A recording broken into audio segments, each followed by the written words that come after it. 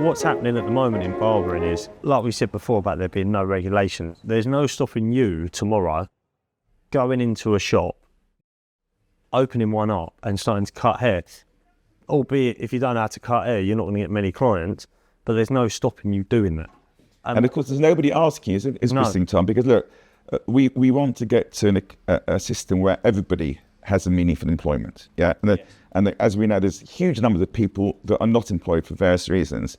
But if people would spend some time with you, Tom, and see the journey that you'd been on, people from the centre, from the people working in politics, they'd see the problems that have to be uncovered and actually start to work out why the hell have we not got people starting their own businesses, starting to meet the needs of, I mean, AI, again, as I mentioned earlier, is never going to get rid of, I can't see anybody ever having a robot cutting their hair.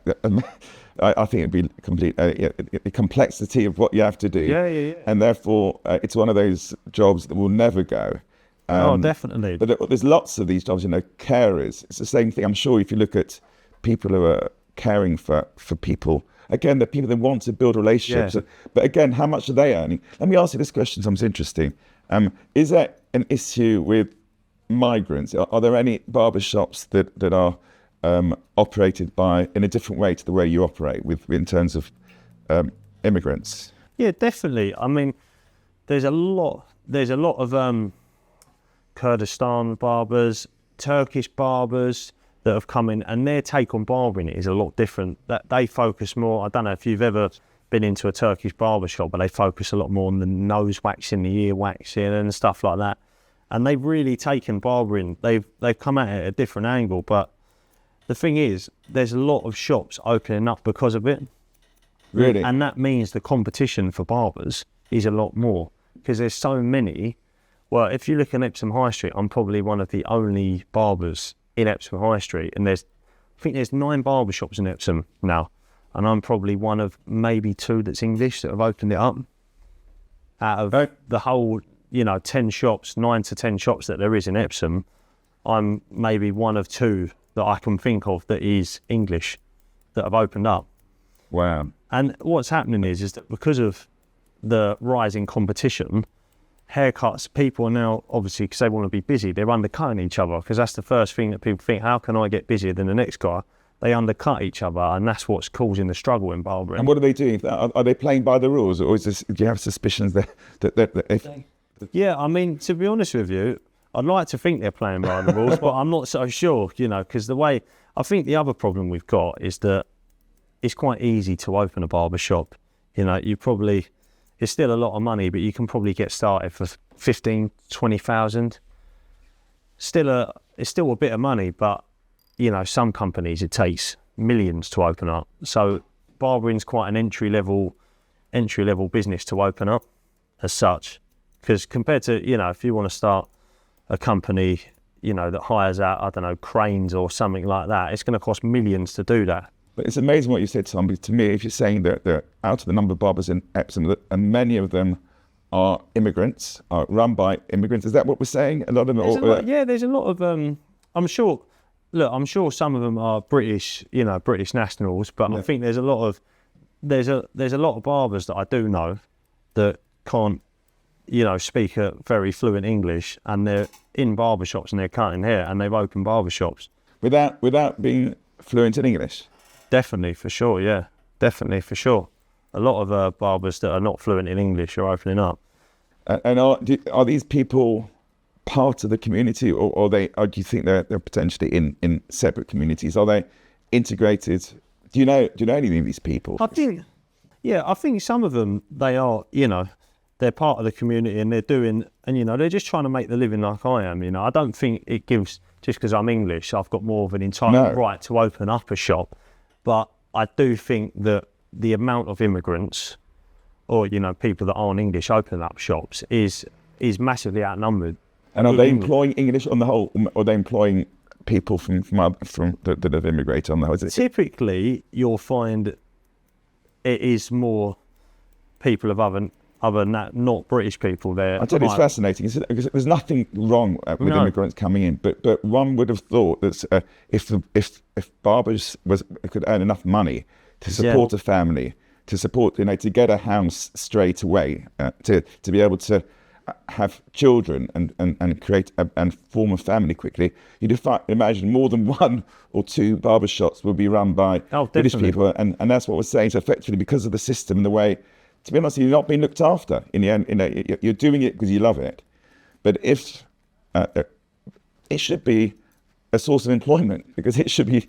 You could have many people doing it, but effectively, we're not employing people from this country. Many of them are saying because I suspect the numbers. It's interesting to compare what you actually earn running a barbershop to what you'd earn on the benefit system. Well, there's no help starting a barbershop. No. There's no, business loans out there. I'm sure there's business loans, but but them companies are making serious money off you. They're eating you alive. There's no actual government help to start a business in barbering. There's nothing at all. So you either are in a position where you can save up the money and do it, or you're not. There's no. So what seems to be seeing is that there's a very important service that people need. We all need it. It doesn't, because hair doesn't stop growing, and it's about building relationships. And it's almost you're saying. There's alcohol. There's alcohol around the barber, which is almost suggesting to me that it's kind of fulfilling a bit of what the pub used to do. It's the kind of social, the interaction, the discussion. Yet there are very few people that do it for whatever reason. My suspicion, I have no reason to know, is because it's not earning enough in comparison to what people can earn for doing absolutely nothing on benefits, tax credit, housing, all of that. And therefore, we identified a massive opportunity to actually create meaningful employment and jobs that people could love to do. If only people would spend time with people like you to actually work out how we can make this a meaningful. There's no reason, Tom, why you shouldn't earn enough as a barber to be able to get a home from the beginning, not to have to stay with your parents till the age of 26, and therefore to make enough for a deposit. And that again, the system is fundamentally problematic. Let me ask you this question, Tom. I spend a lot of time thinking about why the system isn't working. You talked about the banks sort of making a lot of money from businesses. What is your understanding of how banks operate? How do you think a bank operates? Any idea how banks work? I would love to know more about how a bank works. I'll put my money in there. But let me ask you a question. Do you think that so banks make loans? Let me ask you a question. Do you think a bank needs somebody to deposit? So I've got 100 quid. Can a bank lend me 100 quid without somebody else depositing money in the bank? What's your guess? Do you think, how do banks work? Do they need somebody to I've always thought that they're using someone else's money as an asset to supply you. Spot on. Now that's the way we're led to believe. So we're thinking all they're doing is intermediaries. Yeah, they're fulfilling a useful function. Yes, i.e., people put their money in the banks and they lend that money to people. Let me tell you the truth. It's not what it is. It's not what it is. No. What's the reason? Banks literally do not need deposits. So a bank can lend you the money without anybody depositing it. They really? Absolutely right. No, that's crazy. So where's the money coming from? They make it up. They make it up. They literally, and that starts to explain the mess that we're in. So they don't need anybody to make deposit. They use the word, but deposit makes you think, I need a deposit, but they don't. Yeah. So what that means is that banks can actually lend as much as they want. Really? Yes. Oh. And therefore what they do is, say as crazy as it sounds, is they lend more and more money because that's what they do. But they don't need anyone else to deposit it.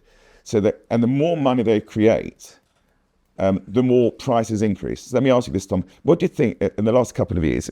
Do you do your own shopping? Do you shop? I do my own shopping. What do you think has happened to prices of food in the supermarkets over the last couple of years? Well, effectively, it's doubled at least. And you're right. I mean, I actually do more than I ever did because I'm helping out more. I'm becoming more domesticated. But But you're right, you know. But you look at the actual figure for inflation. Yeah. The government makes you think inflation's under control, and it's only 2 or 3%. But what you're saying, Tom, is it isn't. You know from your own experience. Definitely. And an interesting question back to the bank one. So, say you want to, go to the bank and get a loan, for example. I've noticed, because I've tried this in the past, it's almost impossible nowadays to get a loan from the bank. But why is it so hard now to get a loan from the bank, even if they're making the money up? Yeah. Do you know why? No, why? Have a guess. Why? You're absolutely spot on. It's very difficult.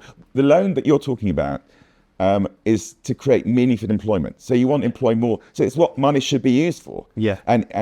But what banks do isn't that. No. Because they work on the basis of what we call financialization, which means they want an asset. They want a house. Because if they lend money on a house, if you can't pay either the capital, you can't pay them the loan back, or you can't pay interest, what do? They take your house. Yeah, that's what they do. And what do you think that does? If they lend more and more, so then they should be lending to you, Tom. They should really be. That's the real. But if I can't, this is what's interesting. I've got 4 barbers here now. We're going well, and I'm still struggling to get a loan. So It's crazy. If I can't get a loan when the business is doing half decent, who is getting a loan? So what you're saying, Tom, is people should watch this, because this is illustrating the complete farcical mess of banking. So banking is providing loans which enable house prices to go up and up and up. So what do you think that does? Let's say house price is I don't know, it was 10 years ago. 200k, let's say. And where is it now? Well, that 200k house is going to be 600 now, Okay. so it's gone up 3 times. Now, what's actually changed? The same house, and because banks can actually seize the house, they can lend with actually the right to steal the house effectively. They lend to people. And what we don't think about is, you think the house price has gone up. Is that good? Let me ask you this, Tom. Is it good? The fact the house price has gone up, is it good for you? The fact the house price has gone up, or what impact has it had in your life? Well, it's terrible, because you can't get on the ladder. So it's terrible, most people now, I reckon the average age someone moves out now that's on the property ladder is probably 28 to 30. And then people that have moved out before, they just end up renting. And so they can never, ever own a house, because they get caught on the market. Because, like we said 30, 40 years ago, most people, you could afford to move out, say, at 21, 22 and be on a property ladder. Nowadays, it just can't happen. And you think many people have given up on the hope of ever owning a house? You think a lot of people think, I'm never going to be able to get onto that ladder? Are there young people who feel that way? I reckon that's massive now. I think most people have lost hope that they're ever going to be able to move out and, own their own house.